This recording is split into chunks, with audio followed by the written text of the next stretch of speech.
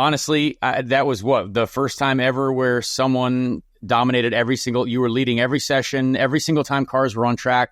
There was no one else who was faster. So, I mean, that has to be a nice flex, right? That feels good. We're feeling like we're the best person ever in the Canadian lands.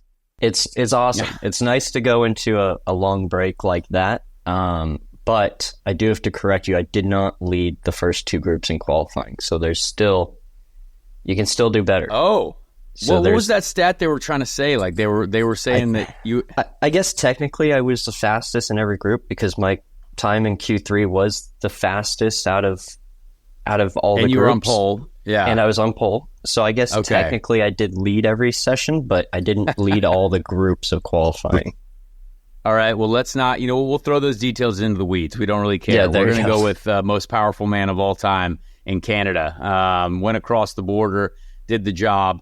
I mean, I feel like you've been like right on the edge, right? Like you've been close, you've been fast all year, you've been putting together some points, but also I've had a lot of bad luck. I mean, there's been a lot of situations where honestly, you look at them and I'm like, how it is pure. Now racing, people can say that all about luck, whatever it is, but there is luck involved in this sport. Like it is what it is. But you guys are feeling like, hey, we hit the break, we're feeling good. Are we going for a championship now, or do you think we have enough points? Is this like you win every single race the rest of the season and we can win the championship maybe? I mean, it's tough. Alex has done a great job this year. I think it's like 60 points. So it's a big margin, but it's not anything that we can't do. It's going to be difficult. You need to be pretty perfect. But it's going to be some curveballs. Like who knows how good Ganassi's going to be at Milwaukee. Who knows how good Ganassi be at Nashville. I'm sure they're going to be rapid at Portland like they usually are. So there's a lot of unknowns going into the last part of the season.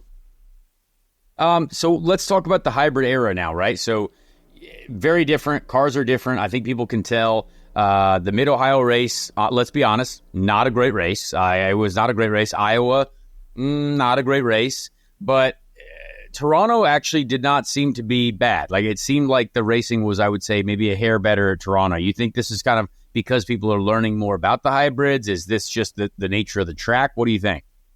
I think it's the nature of the track. I don't think hybrid has made the racing better. I don't think it's made the racing worse.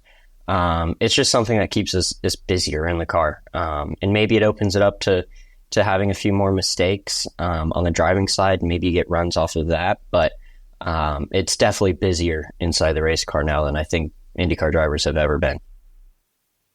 When you saw when they said, hey, red flag, and when you saw a replay, were you able to like park in the pits and like see a replay on a big screen or anything, or did you have no idea what was going on? Did you hear about that? I could see a little bit. I didn't really know how. It was far away. The TV was far away, so I don't know how.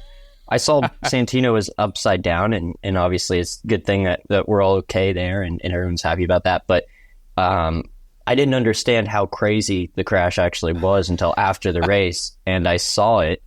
I don't know the last time I've seen an IndyCar jump like that. Usually you just break the front suspension. You don't go up in the air. So it was pretty gnarly.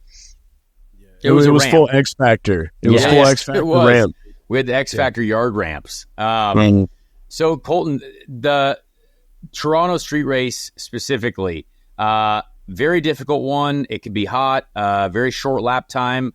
But obviously you guys at Andretti as a team dominated. Like you and Kyle were in a complete class of your own. Is that the work that this team has done specifically on street courses, or is this something that it's finally everything's come together and you were able to dominate no matter what? I think it's more everything's come together because we've had really solid street course cars for quite a long time now, maybe 3-4 years. And so, we've had the cars to win at a lot of the street course races. Just for one reason or another, it just hasn't happened. And so it's disappointing, but we've had good results this year. Kyle's had some good results. I've had some podiums on street courses and whatnot. But like you said, finally, just everything came together. We did an amazing race. It helps when you have a teammate up there like Kyle that you can base a strategy around, and you guys can help each other out on track a bit. And so it was an awesome one for us. What is it about Kyle? You guys seem to work really well together. We obviously were consuming a couple adult beverages also after the race Sunday night, and Kyle's there. Boom, we got the boys. The boys are together. Is he been one of your strongest teammates that you've had in your time at Andretti Autosport, and you guys also work well together? Yeah, definitely. Maybe one of the, if not the strongest teammate that I've had in IndyCar. Just always pushing me, but not a selfish driver at all, which I think that's what really kind of makes you glad that he's on your side. Helps out with setup work a lot.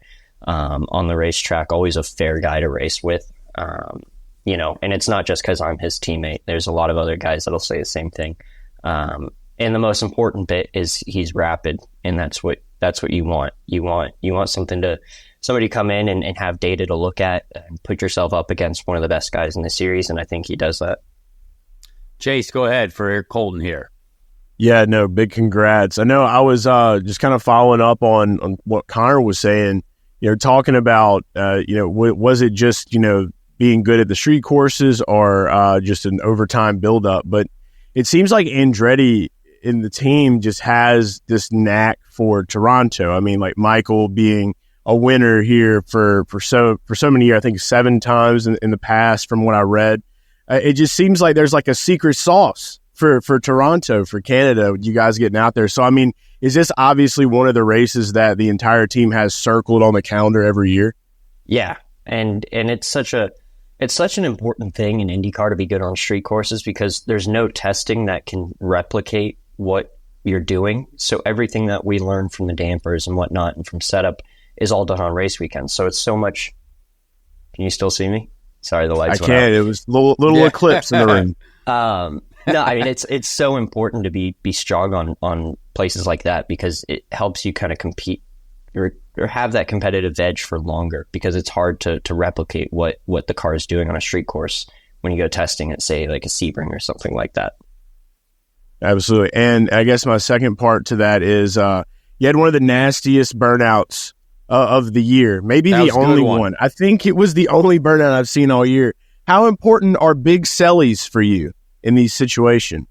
It's awesome. I think. Did you tune the brake bias? Did you go front brake bias a little bit for that donut? Because it looked like you planted the front end a little bit. A little bit, but we're already so high on brake bias on street courses and stuff like that, so you don't really need to do more.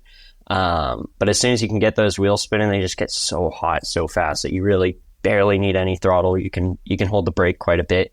And yeah, I mean, I'm gonna get some flack from Honda, I'm sure, at the next meeting that we have with them. But it looked cool. Worth it. The engine was coming. The engine was coming out after that race. So, as far as my standpoint was, okay, I'll just destroy this thing.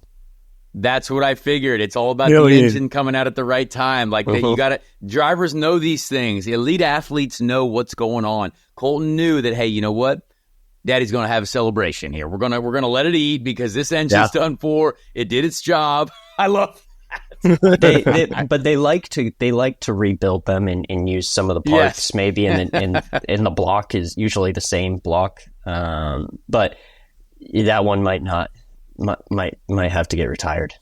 Hang it in the rafters. Yeah, hang it in the rafters. We'll take it to the taxidermy, put it on the wall. Yeah, exactly. Make a table out of it. Do something. Yeah, exactly. A nice kitchen table.